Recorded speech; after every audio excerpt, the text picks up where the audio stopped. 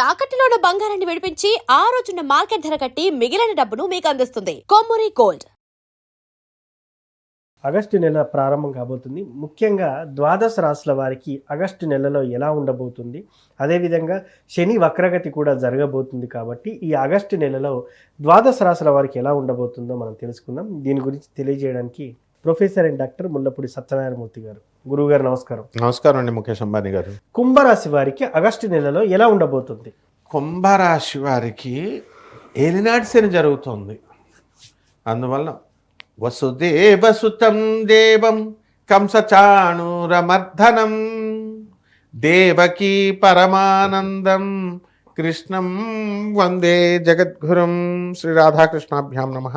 కృష్ణం వందే జగద్గురుం, అర్జునం వందే జగదేకవీరం. ఈ కుంభరాశి వారి అందరూ కూడా ఈ నెలలో కుంభకోణం వెళ్ళిపోతారు.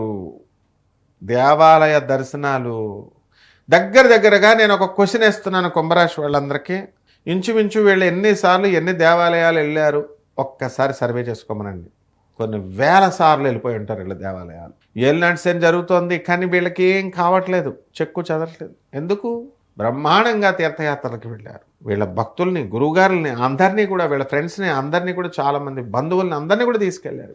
నిత్యం శివుడికి అభిషేకం చేస్తున్నారు మన సుబ్రహ్మరెడ్డి గారు. ఓం నమ శివాయ, ఓం నమ శివాయ అంటూ. ఇంకెందుకు జరుగుతాయి నాయన కుంభరాశి వాళ్ళకి యాక్సిడెంట్లు అవిను? కాబట్టి ఇప్పుడు కూడా వాళ్ళకి ఏలినాటి శని జరుగుతున్నప్పుడు ఇంకా భక్తి బాగా పెరిగిపోతుంది. అందువల్లనే వీళ్ళందరూ కూడా తిరుపతి, కుంభకోణం, చిదంబరం ఈ 3 క్షేత్రాలు అలకపోతే నన్ను అడగమను, ఏ కుంభరాశి వాళ్ళు అయినా సరే మెజారిటీ వెళ్తారు. అంటే శనుడు రా రా అని పిలుస్తాడనమాట. ఆదాయాలు లాస్ట్ నెల కంటే కూడా ఈ నెలలో బాగా పెరగడం అనేటటువంటివి జరుగుతాయి. డబ్బులు, అప్పుల బాధలు మర్చిపోతారు. తర్వాత అప్పులు తీర్చేస్తూ కొద్దిగా వస్తారు. ఇప్పుడు నువ్వు ఎప్పుడో ఏదో అప్పుల బాధ నుండి, కష్టాలుండి, లవర్స్ వదిలేసిన వాళ్ళు ఇదివరకు గడ్డాలు పెంచుకునేవారు. ఇప్పుడు అసలు మొత్తం అందరూ స్టైల్ అంటూ పెంచుతున్నారు, చూసావు కదా. ఆ విధంగా ఈ ఏలినాటి శనిలో వీళ్ళందరూ ఏం చేస్తారంటే, శని ప్రభావం కాబట్టి ఏలినాటి శని వల్ల ఆగస్టు నెల అంతా కూడా గడ్డాలు గీయకూడదు మొత్తం.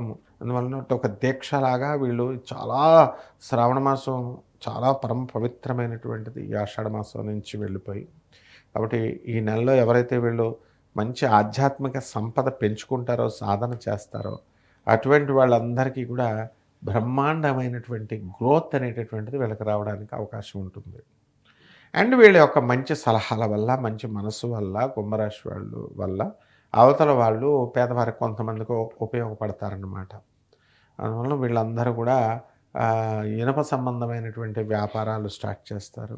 హాస్టల్స్ పెట్టాలి అనేటటువంటి ఆలోచనలతో అందరితో కూడా డిస్కషన్లు చేస్తారు. అండ్ టైంకి అందరూ కూడా తిండి తినలేరు వీళ్ళకి. ఆ పని ఒత్తిడి అనేటటువంటిది అంత ఇదిగా ఉంటుంది. కుంభరాశి వాళ్ళకి ఒక ఆయన ఉన్నాడు.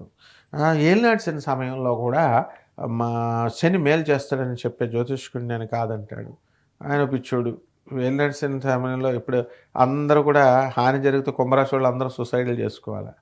మిక్స్డ్ రిజల్ట్స్ అనేటటువంటిది ప్రతి రాశి వారికి ఉంటుంది ఏలినాటి శనిలో జరిగినప్పుడు కూడా.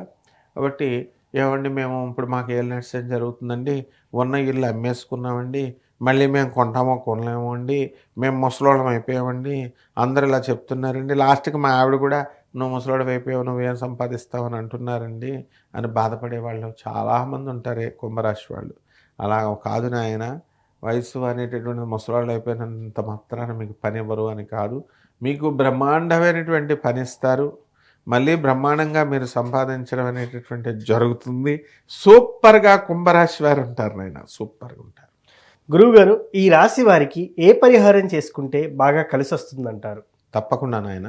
ఈ రాశి వారందరూ కూడా మనము లలితాంబికాయ గుడి అని ఉంది ఎక్కడ తమిళనాడులో. అక్కడ లలితమ్మ వారి గుడి, అక్కడికి వెళ్ళి లలితా సహస్రనామం అక్కడ చదువుకుంటే బ్రహ్మాండంగా కలిసి వస్తుంది. అయితే తమిళనాడు కదండి, చాలా దూరం అండి అని వెళ్ళలేనటువంటి వాళ్ళు ఉంటారు. అటువంటి వాళ్ళందరూ కూడా మేడి చెట్టుని ఇంట్లో వెయ్యాలి.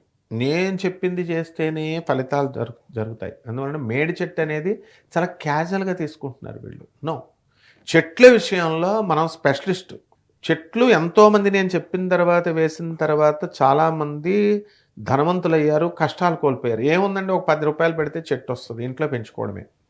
అదే లక్షలు లక్షలు పెట్టి వీళ్ళు హోమం చేయాల్సిన పని లేదు. మేడి చెట్టు మొదల్లో కుండీలో వేసుకొని పెంచాలి. మేడి చెట్టు మొదల్లో అనగాదేవి, దత్తాత్రేయ స్వాముల వారు, తర్వాత 64 యోగిని గణాలు ఉంటారు. దీనివల్ల వీళ్ళందరూ కూడా టాప్ రేంజ్కి వెళ్ళిపోతారు వీళ్ళు. మనం తులసి చెట్టుకి పూజ చేస్తూ ఉంటాం కదా, ఆ విధంగా ఈ యొక్క తులసి చెట్టుకి చేసినట్టుగా మనం దత్తాత్రేయ స్వామి వారికి మేడి చెట్టుకు చేయాలి. దిగంబర దిగంబర శ్రీపాదవల్లభ దిగంబర, దిగంబర దిగంబర శ్రీపాదవల్లభ దిగంబర. చూడు నీ కళ్ళలో ఎంత తన్మయత్వం వచ్చేస్తుందో. దిగంబర భక్తుడు అయిపోయాను, దత్తాత్రేయుడు భక్తుడు. ఆ విధంగా తన్మయత్వం రావాలి ప్రతి ఒక్కడికి. ఏదో క్యాజువల్గా చదివేస్తున్నట్టు కాదు, కళ్ళంట నీళ్ళు రావాలి. అలాగే ఈ రాశి వారికి అందరికీ కూడా మనకి శనిని మనం స్పాసిఫై చేయడం కోసం ఏం చేయాలండి అని అంటే, శని జపం చేసుకోవాలా, శని స్తోత్రాలు చదవాలా, శనికి కిలోంపావు నల్ల నువ్వుల్ని నల్లని వస్త్రాలను ఇచ్చి పేద బ్రాహ్మణులకి శనివారం నాడు ఉదయం 8 గంటలకి దానం చేసుకోవాలి. అలాగే రావి చెట్టు ప్రదక్షిణాలు చేయమని చెప్పేస్తారు అందరూ. ఒక్కడైనా సరే రావి చెట్టుకి నీళ్లు పోయిరా నాయన ఒక్క బకెట్ అని చెప్తాడా? నో, చెప్పరు. చెట్లు నరికేయమని చెప్తారు. ఫారెస్ట్ డిపార్ట్మెంట్ ఒక్కొక్క చెట్టు నరికినందుకు 500 రూపాయలు వేస్తుంది ఫైన్. కాబట్టి ఈ పరిహారాలు చేసుకునేటటువంటి వాళ్ళు ఎక్కడో గుళ్ళల్లో ఎవరో వేసిన రావి చెట్టుకి ప్రదక్షిణాలు చేస్తే ఫలించదు. వీళ్ళ ఇంట్లోనే రావి చెట్టును వేసుకోవాలా, పెంచాలి. పెంచి చక్కగా నీళ్లు పోసి రావి చెట్టుకి శనీశ్వర స్వామివారి యొక్క అనుగ్రహం లభిస్తుంది వీళ్ళకి కనుక ప్రదక్షిణాలు చేసినట్లయితే. ఆ రకంగా ఈ యొక్క రాశివారు శని ప్రదక్షిణాలు అనేటటువంటివి చేసుకోవాలి. అలాగే ఈ యొక్క దేవాలయాల్లో మనము చెప్పినట్టుగా ఈ యొక్క లలిత అమ్మవారి దేవాలయానికి కుదిరితే వెళ్ళొచ్చు. అలాగే 108 సార్లు శని జపం చేయాలా, శని స్తోత్రాలు చదవాలా, శనికి కిలోంపావు నల్ల నువ్వుల్ని నల్లని వస్త్రాన్ని ఇచ్చి పేద బ్రాహ్మణులకి శనివారం నాడు ఉదయం 8 గంటలకి దానం చేసుకోమని చెప్పాను కదా, దాంతో ప్రదక్షిణాలు. అదేవిధంగా రాహు కూడా రాహు జపం చేయాలా, రాహు స్తోత్రాలు చదవాలా, రాహు కిలోంపావు వినువల్ని ఆవుపేడ రంగు ఉన్నటువంటి వస్త్రాన్ని ఇచ్చి పేద బ్రాహ్మణికి దానం చేసుకోవాలి. దశ మహావిద్యల్లో ఒకటైనటువంటి మహాకాళి అమ్మవారి యొక్క హోమాన్ని వీళ్ళు చేసుకోవడం ద్వారా బ్రహ్మాండంగా ఉంటుంది, లేదా ఆ మంత్ర జపం చేసుకోవడం ద్వారా బ్రహ్మాండంగా ఉంటుంది. ముఖ్యంగా పేదవారికి, అనాథలకి, వికలాంగులకి, సాధువులకి దాన ధర్మాలు చేసుకోవలసినటువంటి అవసరం ఉంది. వీళ్ళకి చేస్తేనే గురుమండల వ్యవస్థలో ఉన్నటువంటి గురుగ్రహం కదిలి వీళ్ళకి హెల్ప్ చేస్తుంది తప్ప, మనం ఏదో తీర్థయాత్రలకు వెళ్ళిపోయాం, మన డబ్బులు ఖర్చు పెట్టుకొని మనం ఫ్లైట్లలో వెళ్ళాం, ట్రైన్లలో వెళ్ళాం, దేవుడికి 10 రూపాయల కొబ్బరికాయ, పెద్ద దేవాలయాల్లో కొబ్బరికాయలు కొట్టమని కూడా చెప్పరు. ఏదో పంతులకు ఒక 50 రూపాయలు వేసాం, 100 రూపాయలు వేసాం, మనకు 1 కోటి రూపాయలు ఇచ్చేయాలా, ఇలాంటివి కుదరవు. భక్తిగా పేదవారికి, అనాథలకి, వికలాంగులకి, సాధువులకి చేసినప్పుడు మాత్రమే వస్తుంది ఫలితం. ఇది నేను ఎందుకంటే అనుభవపూర్వకంగా చెప్తున్నాను. మా గురువులంతా కూడా జగద్గురువులు కాబట్టి జ్యోతిష సార్వభౌములు. మా గురువుగారు మధురకృష్ణ శాస్త్రి గారు అంటే ఇప్పుడు జాగ్రత్తగా చేసుకోవాలి. అంతేకాకుండా ఈ రాశి వారికి మనము ఈ యొక్క కంద దీపము అని పెడతారు. ఆ కందని తీసుకొచ్చి చక్కగా మంగళవారం నాడు సుబ్రహ్మణ్యేశ్వర స్వామివారి ముందు పెట్టాలి.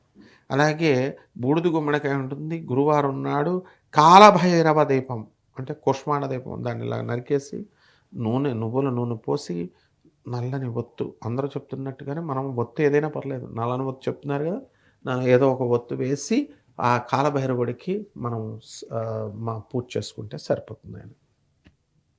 థ్యాంక్ యూ గురువు గారు. ఏ రాశి వారికి ఎలా ఉండబోతుంది, అదేవిధంగా చాలా చక్కటి పరిహారాన్ని కూడా చెప్పాడు. ధన్యవాదాలు. ధన్యవాదాలు.